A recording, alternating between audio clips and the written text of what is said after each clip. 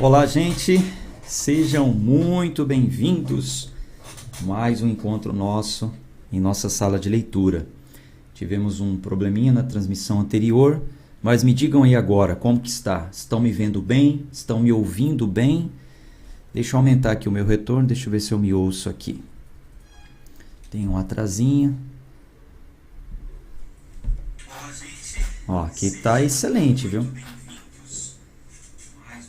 Bom, para mim aqui tá em alto e bom tom. Então vamos seguir, vamos em frente. Vamos fazer a nossa oração. Hoje é o dia de número 310 do nosso plano de leitura bíblica. Nós vamos ler o livro do profeta Obadias, capítulo único.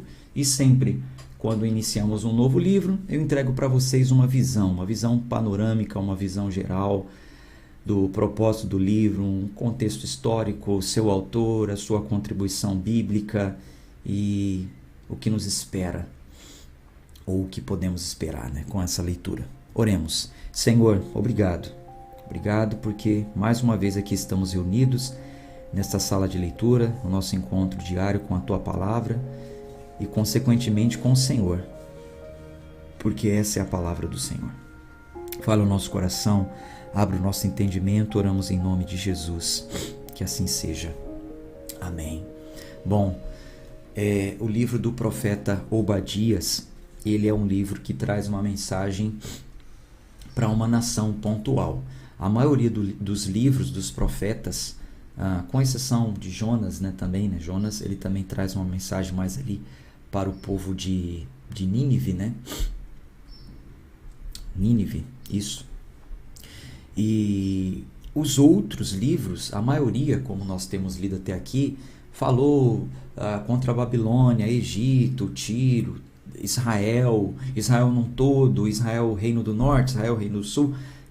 Obadias não. Obadias, ele vai trazer uma mensagem central para o povo que é irmão de Israel, o antigo nome Jacó, descendentes de Esaú, irmão de Jacó, os edonitas, que por muitas vezes agiram com maldade, com seus irmãos israelitas. Nós lemos aqui um trecho que eles não deixaram o povo de Israel passar no meio da terra deles. Enfim, muitas vezes fizeram guerras contra os próprios irmãos. Então agora a sentença é contra este povo, conforme nós vamos ler aqui, tá? Obadias também ele centra sua mensagem no dia do Senhor. Ele fala também sobre o dia do Senhor. Dia do Senhor que foi falado pela maioria dos profetas. O autor do livro, logo no primeiro versículo, nós temos aqui a informação como sendo Obadias. Como sendo Obadias, logo no versículo 1, nós temos aqui essa informação, porém o livro não dá mais detalhes sobre a sua vida, não tem nada sobre a sua biografia, e é complicado até falar mais sobre Obadias, porque é um nome muito comum para aquela época. O nome Obadias significava o servo do Senhor. Então, aí o servo do Senhor complica, Todos eram servos do Senhor, e especificamente Obadias, nós vemos no Velho Testamento, no mínimo ali 12 pessoas, 12 homens que se identificavam como Obadias. Então, é difícil trazer mais detalhes pessoais sobre a vida dele. Porém, nós temos o registro das suas profecias nesse livro que nós vamos ler hoje, que é o livro de Obadias. Ao que se entende, existe um debate, na verdade, sobre a datação, mas das discussões sobre a sua datação, que alguns falam ali ter sido em torno do século X a.C., outros do século V a.C., ali entre 10 a 5, existem alguns debates. Porém, o mais plausível aqui encontrado, de acordo com seus escritos e as suas profecias, é que ele tenha exercido o seu ministério durante o século VIII, ali por volta de 840, quando nós temos a informação de que o rei era o rei Jeorão, enquanto o rei Jeorão reinava em Judá, o ministério dele acontece, tá? Bom, propósito do livro. Qual o propósito das suas profecias, deste livro ter sido escrito, essas profecias terem sido entregues? Primeiro propósito, ele fala sobre um juízo que seria exercido sobre Edom por causa da presunção e da arrogância de Edom. Então, o Senhor proferiu um juízo contra Edom porque eles se tornaram um povo muito arrogantes.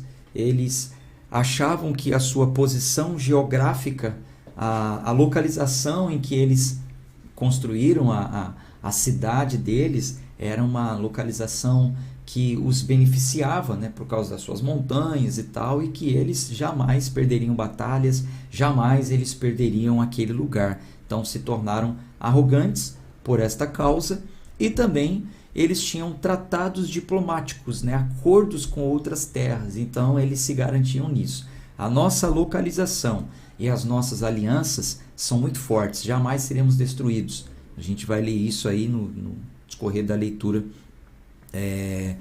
do livro, tá? Então, ao invés de confiar no verdadeiro Deus, ele confiava, ou o povo confiava, a nação estava confiada a sua localização e os seus contratos diplomáticos. Eles acreditavam mesmo que os seus aliados seriam fiéis a eles, jamais iriam abandoná-los, sempre iriam protegê-los. Mas eles vão ver que não vai ser bem assim. O profeta vai anunciar a queda deles e, de fato, a queda é tão grande que essa nação ela some.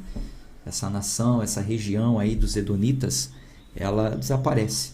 Por volta de 70 anos depois de Cristo, essa nação se torna apenas uma nação histórica, não mais real ali, não existe mais essa nação, se tornou uma nação histórica. A segunda mensagem dele é sobre o dia do Senhor. O dia do Senhor, conforme também falou Isaías, conforme também falou Joel, conforme também falou Jeremias, conforme também vai falar Malaquias, que nós ainda vamos ler juntos, né? O livro do profeta Malaquias. Então ele foca no dia do Senhor e ele fala muito sobre a escuridão que haverá nesse dia e a ira do Senhor que será derramada nesse dia. Ele vai enfatizar que o Senhor trará juízo, ele trará retribuição sobre essa nação de Edom, essa nação histórica, né? A gente vai ter um paralelo também lá no Apocalipse, algo semelhante acontecendo, porque essa nação, Edom, muitas vezes acabou se tornando um arqui-inimigo do povo de Israel, e por isso o Senhor exerce juízo. Lá em Apocalipse também fala de uma nação que nós entendemos que era a nação de Roma naquele tempo. A gente vai falar mais sobre isso lá no livro do Apocalipse, que também tinha se tornado um arqui-inimigo que estava perseguindo, e o Senhor destruiria de vez essa nação. Então tem um paralelo ali também com o livro do Apocalipse. E isso contribui para entendermos então a Bíblia toda, corrobora para o que está escrito lá no Apocalipse, onde um império que persegue a nação do povo de Deus vai cair. Isso leva o povo, isso traz uma mensagem de esperança ao povo, dizendo que o povo deve confiar no Senhor como juiz de toda a nação, como aquele que reina, como aquele que governa de forma justa. O Senhor governa de forma justa todo o mundo, toda a nação. Então, por fim, traz essa mensagem de esperança, contribuindo para todo o pensamento bíblico, onde nós entendemos que estamos vivendo aqui, governados ainda pelos governos deste mundo, porém a nossa esperança está no Senhor que governa toda a terra, e um dia enviará aquele que já reina, que é o Messias, mas ele reinará em plenitude. Plenitude. Hoje nós vivemos uma nuance desse reino, né? O reino de Deus na terra, mas um dia reinará em plenitude, tá bom? Então vamos à leitura do capítulo único do profeta Obadias.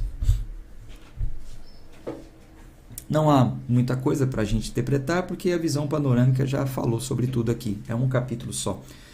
A visão de Obadias. Assim diz o Senhor Deus a respeito de Edom. Temos ouvido o rumor do Senhor, e um embaixador foi enviado entre os pagãos.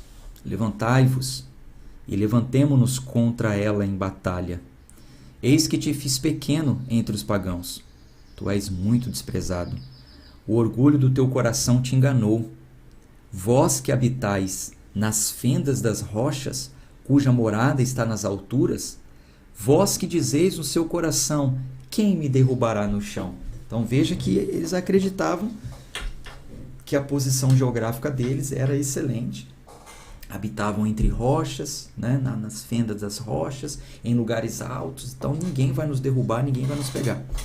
Embora se exalte como águia e ainda se ponha teu ninho entre as estrelas, dali te derrubarei, diz o Senhor.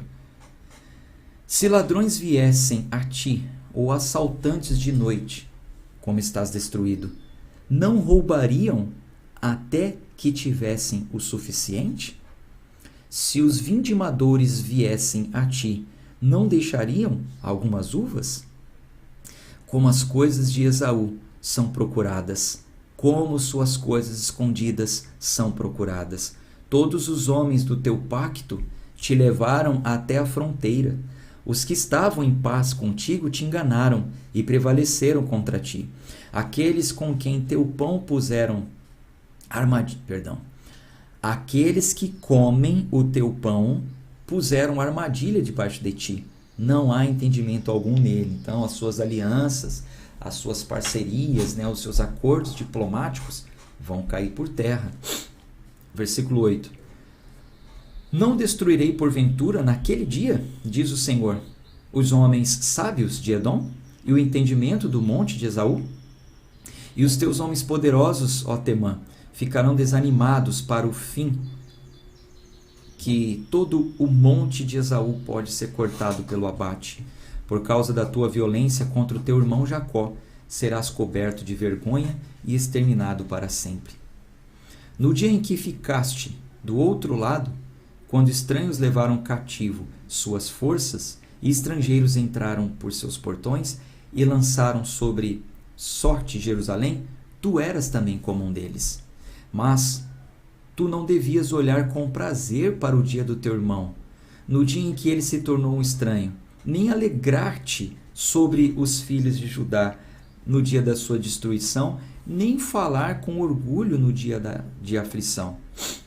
Tu não devias ter entrado pelo portão do meu povo no dia da sua calamidade. Sim, tu não devias ter olhado sua aflição no dia da sua calamidade, nem colocado as suas mãos em seus bens no dia da sua adversidade. Nem devias ter parado na encruzilhada para exterminares os que escapassem, nem entregado os que lhes restaram no dia da aflição. Então, isso aqui, desculpa a expressão, mas é aquilo que dizem, fulano se alegrou com a desgraça do outro, né? Tem gente que se alegra com a desgraça dos outros. Então, é o que estava acontecendo. Os edonitas, quando viram os seus irmãos, os descendentes de Jacó, Israel, sofrerem em batalhas, se alegraram e muitas vezes até entraram na cidade para pegar alguma coisa também, os despojos, e ficaram nas encruzilhadas para prender, matar os que conseguiam fugir das guerras. Muita maldade, né? Versículo 15. Porque o dia do Senhor está perto sobre todos os pagãos. Como tu fizestes, assim será feito contigo. A tua recompensa voltará sobre a tua própria cabeça, pois assim como vós bebestes sobre o meu santo monte, assim todos os pagãos beberão continuamente. Sim, eles beberão e engolirão, e serão como se nunca tivessem existido. Mas sobre o monte Sião haverá livramento e santidade, e a casa de Jacó possuirá a sua herança. E a casa de Jacó será fogo, e a casa de José uma chama, e a casa de Esaú palha. E eles se acenderão contra eles, e os devorarão. E não haverá nenhum remanescente da casa de Esaú, porque o Senhor falou. E os do sul possuirão o monte de Esaú, e os das planícies, os filisteus, e eles possuirão os campos de Efraim, e os campos de Samaria, e Benjamim possuirá Gileade. E os cativos deste exército dos filhos de Israel possuirão os cananeus, mesmo até Zarefate, e os cativos de Jerusalém, que estão em Sefarade, possuirão as cidades do sul, e salvadores subirão ao monte Sião para julgarem o monte de Esaú e o reino será do Senhor. Então, a gente conclui aqui o livro do profeta Obadias, entendendo bem qual foi a sua mensagem através da visão panorâmica, e amanhã a gente continua. Vamos caminhando, estamos quase concluindo o nosso plano desse ano. Um abraço, gente, de fé e força. Até amanhã, se Deus quiser. Tchau, tchau.